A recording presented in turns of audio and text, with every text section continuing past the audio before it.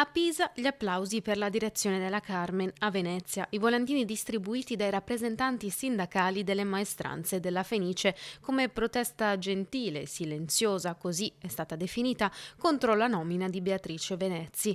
A legare le due città le spille gialle su giacche e cappotti del pubblico di entrambi i teatri. Oltre 10.000 quelle finora distribuite, nate dall'idea di prendere una posizione contro la nomina di Venezia al concerto di Capodanno e che sono diventate ormai un simbolo. Abbiamo, non so, richieste da tutta Italia e non solo dall'Italia, anche dall'Europa stessa.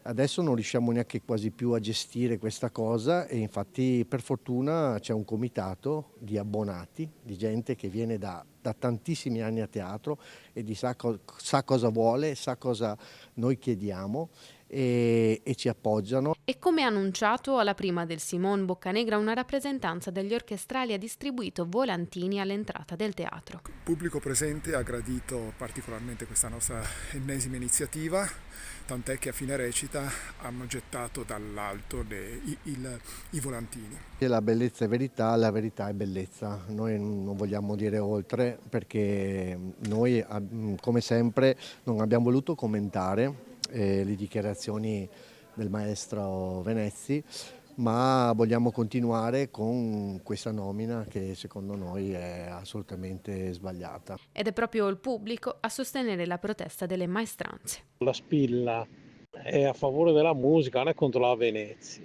Adesso fanno vedere la vittima, vabbè, lei è parte di questo sistema, sia lei a fare un passo avanti piuttosto, anzi un passo indietro, per poi fare tutti quanti uno avanti. Sentir parlare di anarchia da parte di colei che è stata nominata per amicizie, insomma, è ridicola. L'obiettivo nostro è sempre lo stesso, ci vuole un percorso con un direttore, non si può nominare una persona senza avere un percorso insieme, questo è un lavoro che si fa da anni.